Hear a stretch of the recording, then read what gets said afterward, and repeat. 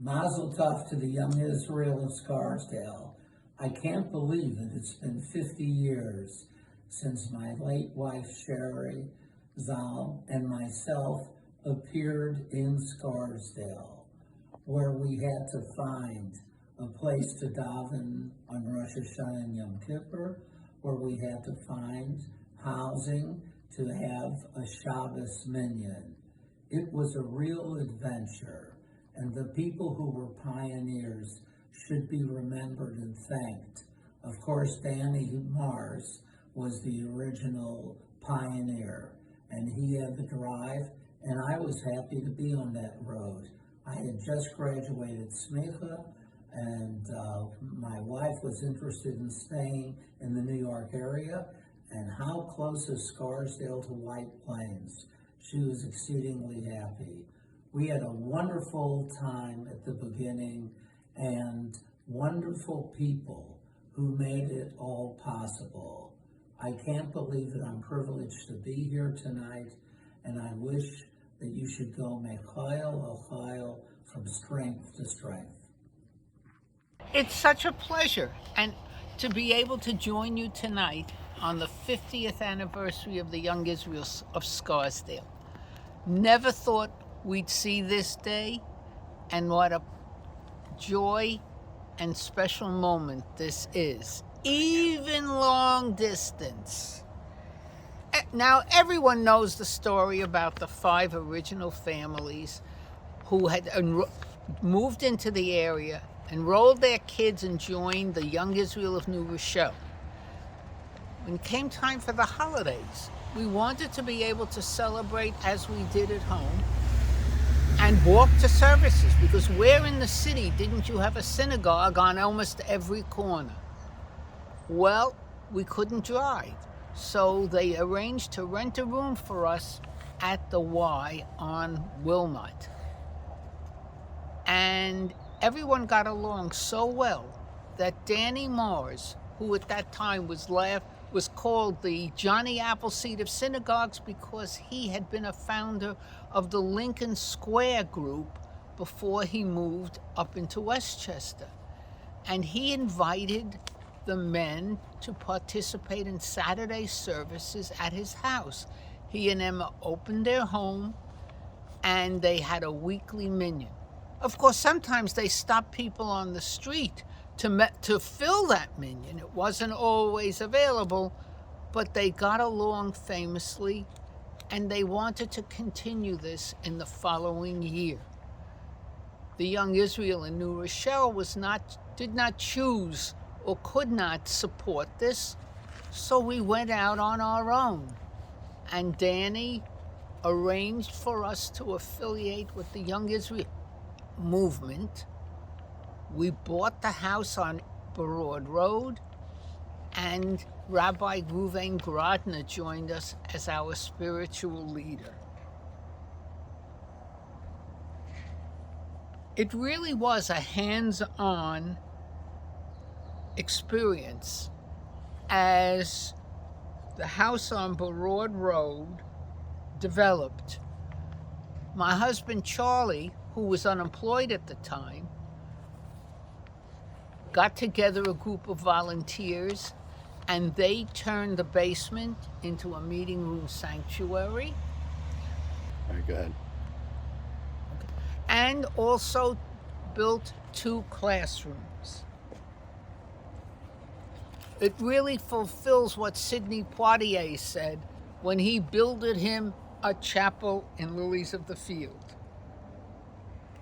Danny insisted that he wanted people to be able to participate in services without having to buy a ticket if they couldn't afford to.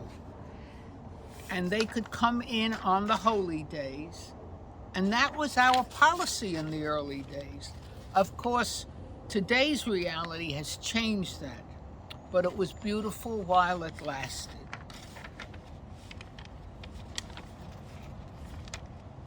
One highlight, especially for city people, was our Tashlach service at Carpenter's Pond.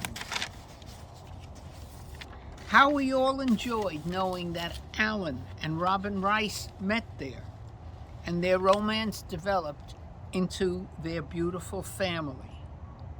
Another special treasured memory was the dedication of our Weaver Street Synagogue.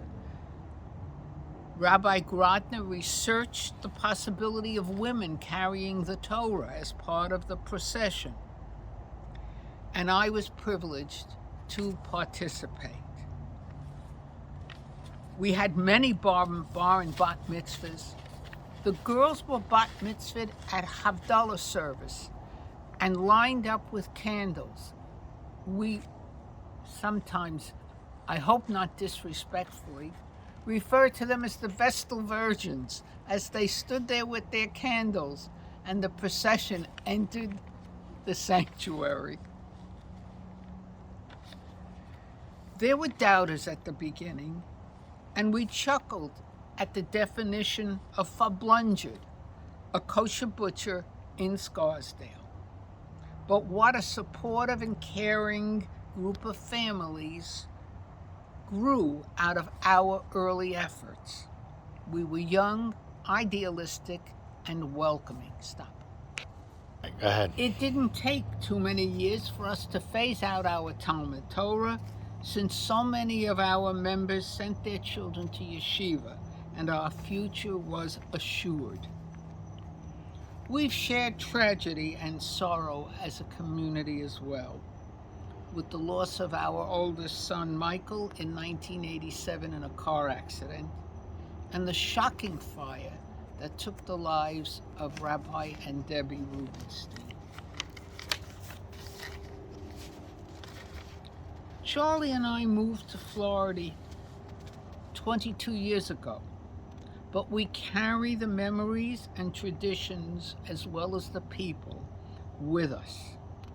I've met Helga Luden and Arlene Zilka at the Kosher Butcher, and Bea and Ken Worden at lunch with friends. Knowing you are there, knowing the efforts of the 5 families, the Bardashes, the Fagans, the Gottesmans, the Mars, and the Reiners, has resulted in the wonderful group and evenings such as tonight, gives us great pleasure. May the coming years be kind to the next generation and all of our people. Mazel tov on this special time. My name is Ephraim Fogle. I am privileged to be the E. Billy Ivry University Professor of Jewish History, Literature, and Law at Yeshiva University, where I teach and direct doctoral students at the Bernard Rowell Graduate School of Jewish Studies. But my very first job, before I ever taught at Yeshiva many years before, was as the Balkori of the Young Israel of Scarsdale. How that happened is somewhat interesting. I was about 14 years old. At that point, the Young Israel of Scarsdale, Rabbi Raskis, had arrived, and there was a Shabbos minyan, and there was need for a Balkore to lane week in, week out, to help out. And Rabbi Raskis asked his father-in-law, Rabbi Murray Grauer of Alav HaShalom, who was the rabbi of the Hebrew Institute of White Plains. He was there for 45 years altogether. And even at that point, he knew everyone. He knew who was available. And I'm not sure why, but he recommended, he said, we have a young man who was trained to lane at the Westchester Day School. He's laned for us. He's laned Megillos, laning Torah itself, Haftaros even before his bar mitzvah, because the day school trained their students at that point so well in these things. It's possible that he could do it. And we lived a distance from the Hebrew Institute of White Plains in White Plains. We lived a greater distance from the Young Israel of Scarsdale, but a deal was struck. And so I started to hike out each Shabbat to the Young Israel of Scarsdale. I think the winter time, the first year around, I didn't come because my father, Alav HaShalom, was concerned that walking down Old Marinick Road in the middle of the snow was not such a clever idea, and he was right. But I think by the time I was 15, I was there Shabbos in, Shabbos out, more or less. And from the very first moment, I was welcomed by the Gaboim, by Rabbi Raskis, later by Rabbi Grodner, by the Rabbonim, by the congregation. I was included in Bima things, in other shul things. I was part of the team, except that I was a kid. And again, the name Aronovich in particular amongst the Gaboyim sticks out as someone who included me.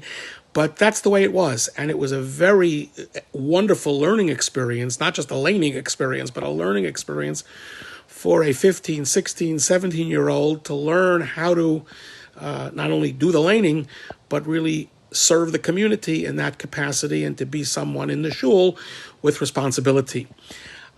This went on until we got married. My offer was done by the Young Israel, a wonderful Kiddush, unforgettable. There were many wonderful memories. The minyan starting in Danny Marr's house, who was the first president. Yomim Noroyim, I had to lane. Again, they put a kittel on me, and I learned trup from my friend's father. They made a tape, and I was very proud, but very scared. Originally, it was in a room at the Y. There wasn't enough room in the shul at that time. It wasn't the Weaver Street shul yet at all. By the second or third year, it was a very large room in the Y, and that's the way it remained. And so it was a very unusual experience, but it was a wonderful experience. At every point, the community was supportive. I'm not sure I always did such a great job, but the community said that I did. They were really very understanding, very welcoming, and really very, very special. Yom Kippur, they used to put me up, the Reiners, Charlie and Celia Reiner, they put me up in their house, which was near the shul, so I shouldn't have to walk back and forth on Yom Kippur, never mind when it rained or on Shabbos or something else. And my parents, who didn't always come, very often stayed in White Plains, but Yom Noroi, they did come a lot, so we should be together. And my mother, Aleh Shalom, unfailingly said each year, she said, "That's a very nice shul. What a nice shul." And she, of course, was absolutely right. I had the privilege a number of years back of being scholar in residence at the Young Israel in the Weaver Street building. That was really one of the first times I'd ever been in there because we never davened there when I was still employed. It was too early. And at that point, we had lunch with the Rubensteins, and in that lamented spot on 43 Broad Road, after lunch, I said, "Could you show me where the shul was?" And he took me down a level, and he showed me, and I said, "Yeah, that's it." It meant an awful lot to me as a young man, and it really colored the entire experience, colored in a very positive way what I would do later in life, communal involvement, teaching, learning. It really was a formative and a wonderful experience all the time. I can't remember one time that it wasn't.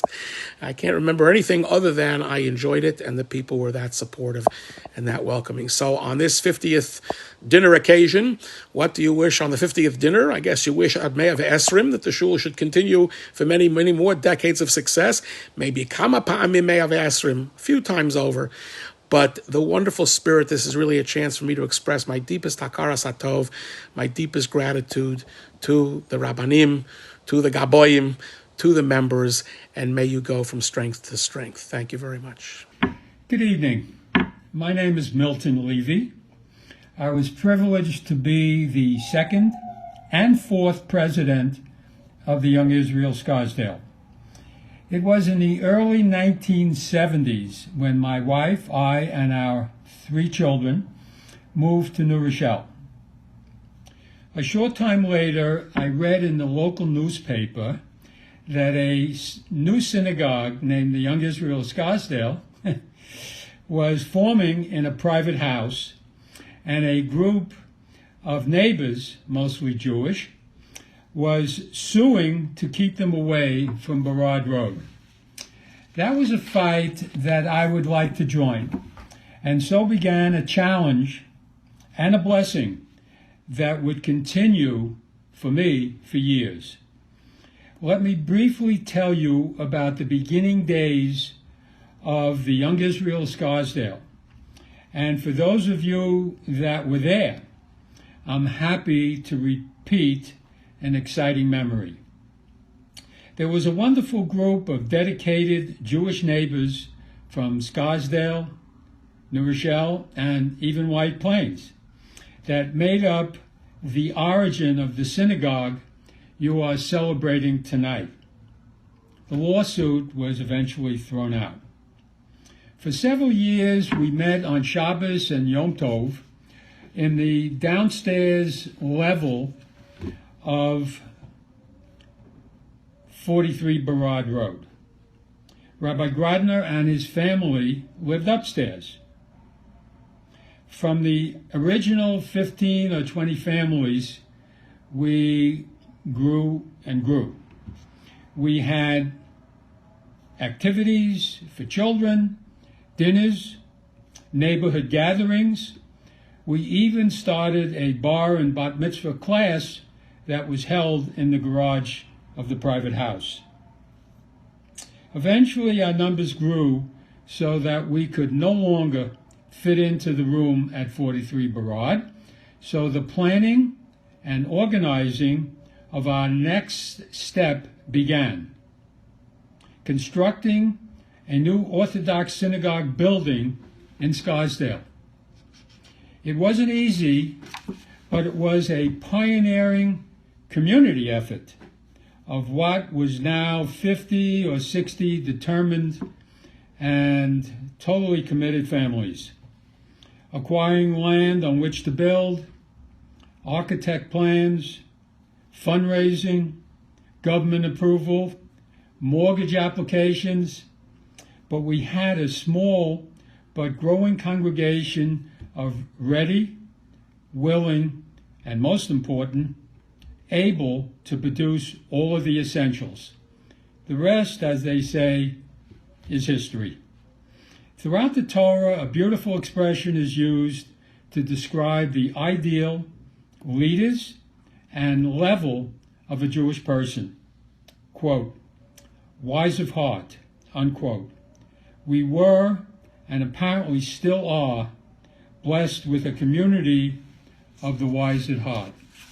My congratulations and appreciation to you for continuing the growth and success of the Young Israel of Scarsdale. I am proud to have been part of the past. You are now the present and the future. So, my best wishes to enjoy the evening, enjoy the dinner, have a good night, and success in the future. Hi, my name is Nancy Leff, and I moved into the community in July of 1972 with my husband and 3 children, ages 4, 2, and 4 months. My husband and I lived in Norfolk, Virginia for 2 years when he was in the public health service, and we moved back to New York City, or the New York area, when he was a resident at Montefiore Hospital in the Bronx. We moved to an apartment building on Central Avenue in Yonkers, and we had a Scarsdale address. And one evening when we were at an event in Riverdale, someone said to us, "Oh, you live in Scarsdale? There's a Young Israel that's forming. Maybe you can walk there." Here's the rabbi's phone number. The rabbi then was Rabbi Stanley Raskus. So we called him up and he said, "Well, you're a little bit too far to walk, but why don't you join us once a month on a Saturday evening? We have a speaker. We rotate homes. Why don't you join us?" So we did. And we met Emma, became very friendly with her, Emma and Danny. And we come home from these Saturday evening events very, very excited about the forming of a new shul in Scarsdale. Then the residency was over. My husband got a position in a practice, and we decided it was time to move and buy a home. Well, there weren't that many people in the neighborhood of Young Israel of Scarsdale, certainly not many people who were Shomer Shabbos, and all the people in New Rochelle said, "Don't move there. There's nobody there." But we happened to like the community, the look of it, the homes, and we liked the people that we had met at the Saturday evening events. So we decided to take a chance and move in, especially when we heard from one of our real estate agents, who was Isidore Tatuich, that the Shamas were moving in and that they were Shomer Shabbat, so we moved in. And we have not regretted it since. One of the most exciting things was, well, of course, welcoming new people to the community, but we started having afternoon Oneg Shabbats in people's backyards. And I started that because my husband used to sleep Shabbos afternoon. I wanted the kids to enjoy Shabbos. And we would rotate homes. We would schlep large tables and bridge chairs from the shul and bring them to the backyards. I used to make salad and toss it in a garbage bag because we had a lot of people to feed. And that was a very exciting experience, as was just seeing everyone move in. And it happened. We were kind of worried that the neighborhood might not take off, but it did. Look at what it is today. So that's my story. Thank you. This is Aviva and Benji Yavlak, who were at the Young Israel of Scarsdale at its inception, and they're going to tell you their story. Shalom everyone, I'm Benjamin Yavlak, but mostly known as Benji. I was a smicha and graduate student at Yeshiva University in 1972 when I took a job teaching afternoon school, Hebrew school, Talmud Torah at the Young Israel of Scarsdale. I remember the model lesson that I gave. I was a collector of Judaic items, and I brought in Jewish buttons that had different comments on them from different causes and groups. And I gave everybody a button, and then we went around the room and I asked everyone to say what they thought the button meant and was intended for. And I guess that made a good impression because I did get the job. And I continued to drive up from Washington Heights every afternoon in order to teach at the Talmud Torah. That went on for 2 years. And What years? so that was 1972 to 74. And we were married, Aviva and I, in 1974 in December. So we had found an apartment on Wiltshire Road, and that's where we took up residence. And at that time, I already needed more than one afternoon job. So I began teaching at the Hebrew High School, which was then in Yonkers. Now I think it's on the campus of Westchester Day School. And so I had a morning job there, and the rest of the time I was at the Young Israel. And I helped Rabbi Grodner, sometimes standing in to give the drasha during the morning davening. And there was a year or two where I also was working with the youth group. And I remember one special opportunity we had to make a film that was, we all went downtown and we recorded I would say a class. It had to do with the functioning of synagogue. And I showed items from my collection, and the students who were part of the youth group were like the class, and they would answer and ask questions. And that aired on Sunday morning TV on NBC sometime in the early 70s. So we were there as marrieds, we were there for 4 more years until 1978. And sometimes we had a very sparse minyan, but we always had a group that felt warm and connected. And I have only the best memories of those years. So Mazel Tov to the Young Israel. I have wonderful memories of the Young Israel time. When we came, we were newlyweds and then young parents who didn't know what we were doing, with both sets of our parents not living nearby and no siblings. But the Young Israel members became our family and really took care of us and taught me how to do the things I needed to do to raise good children, and gave me a lot of confidence to do the things that I later went on to do. One of the things that I remember is there was a class for some of the members to learn how to read, and after that they wanted to learn how to daven.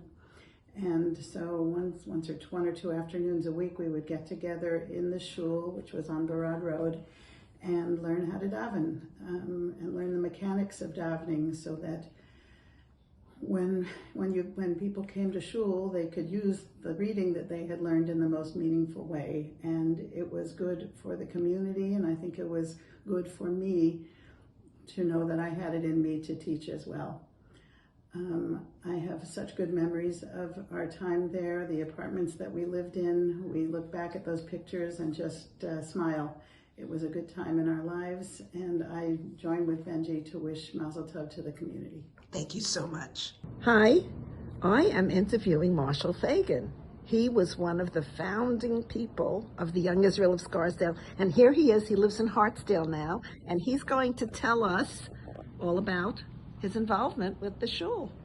Okay, Marshall, you can start with your life in the Bronx. Okay, well, at any rate, we lived right near the Yankee Stadium on Walton Avenue.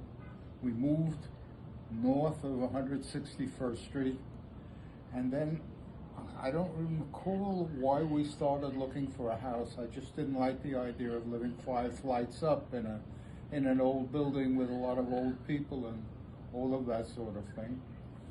And we started looking, and we found a house on Stratton Road, and we bought it and moved it and liked it very much. And do you remember what year that was?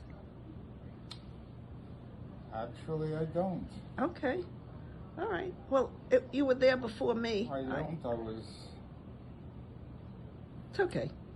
At any rate, we came holidays, we'd go back to my in-laws' house, who lived on Girard Avenue in the Bronx, and we'd stay there for the holiday. And that was the first year that we had lived in New Rochelle. The second year, we got involved with the Young Israel on North Avenue. And beyond that, somebody, and I think it was Danny Mars, was getting people together thinking we shouldn't have to travel, we should have a shul where within we go. walking and distance. He was really the starting person in this founding of the Young Israel of Scarsdale. And after that, we moved to Barad Road, 43 Barad Road. I think it was 43. Danny Mars lived 2 houses down from us. Right. And the shul was 2 houses, of course, further up. And it was about I would say a mile walk from Stratton Road. And that thing stayed until I moved after Gladdy died. Things changed. And by that time I was in business in Greenwich, the east end of Greenwich, Riverside it was. And that's, my life rotated around my getting from Stratton Road to Post Road in Greenwich. When I moved here in July of 1972, I knew there was a shul, I knew there was a school, and there was a kosher butcher in the Golden Horseshoe Shopping Center. The name of the butcher shop was Mahadran, and its proprietor was Ezra Berkowitz, who, while he didn't go to our shul, lived in White Plains. And here he is, and I'm going to interview him. And it was amazing to find a kosher butcher here, because Sam Levinson had once said that the definition of fablunged is finding a kosher butcher in Scarsdale. But here he is. Okay, Ezra, so tell us what year you opened your butcher store in Scarsdale, and what made you do that? Number one, to answer to your question, I opened a kosher meat market in 1961. Wow. You opened the store when? 1961. Yeah. Wow. in 1961, moved to White Plains 1964 with 4 little kids, not making a living, and so on and so forth. Hi, I just want to add to Ezra Berkowitz's interview. He's the person who had the butcher shop in the Golden Horseshoe. His wife added some additional information that I think would be important for you guys to know or want to know. So they moved from Crown Heights, and the reason they came to our area is that they were friendly with the Konefogles who lived in White Plains. The Konefogles are the parents of Rabbi Ephraim Fogle, who was our first Baal Koreh here. At any rate, they told me that when they looked around Westchester, there already were 4 kosher butchers in downtown New Rochelle in the 60s. There were about 4 in White Plains as well. And so they decided to go into the Golden Horseshoe. And that's the story. They came in 1961. Okay, bye. Here is Dora Hirschmann. Dora moved into the community before I did, and I moved in the summer of 1972. Dora and Alex Hirschmann were already here. And most of the people who belonged to the shul were people who already lived in the neighborhood, but Dora and Alex moved in specifically. So here's Dora and her story. Hi, Dora. Hi, Nancy. So Alex and I were living in Brooklyn, New York, and he was working in Larchmont, New York, because his bosses lived in Scarsdale, and they had an office in Manhattan, and they decided they did not want to commute. So they opened up in Larchmont, and he drove every single day. And when he was working for them up here, he needed to say Kaddish. So he found the shuls. Bethel and New Rochelle, White Plains had one, and then sometimes in the summer he was able to come home back to Brooklyn. Our first daughter was born in 1970. When I was pregnant with the second one, Lisa, in 1971, I said, we have to move. We can't stay in a small apartment with bars on the windows. So I said, we have to move. And he said, no, I'm comfortable living in New York, in Brooklyn. I'm home. I said, too bad. We're going to do this. Anyway, so he started looking around. He found a real estate agent from Larchmont, and she told him there was a shul in New Rochelle. He bought the house in August of 1971 without me. Then he called me and said, come look. So I hopped in the car with his uncle, and we went to look. And I said, okay, we've got a backyard. Anyway, so we moved in. We had to gut part of the house, but the kids, it was fine for the kids. And tell, what month did you move in? What month and year? December of 1971. And the first person who came over was the Welcome Wagon Committee, which is not Jewish, but they knew the house was sold. They came with challah and sugar, and then Rebbitzin Goldie Grodner came over with her challah and sugar and salt. And that was my introduction to the young Israel of Scarsdale. I loved it because it was quiet. My husband hated it because it was too quiet. He was used to ambulances, fire trucks, and garbage trucks, day and night. But we found some lovely, lovely people. And the thing that was so fantastic was the camaraderie of the shul, the willingness to pitch in and help.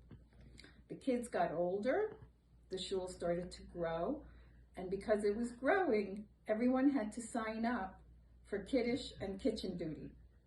So once a month, I dragged myself out, stayed longer, cleaned up the kitchen from the shul, which was Rabbi Grodner's house. And that was our start. And slowly, more people came in, my own age with my kids' ages. Because when we moved in, there were no little kids. They were all already in elementary, like 5th or 6th grade, the original doers for making the shul.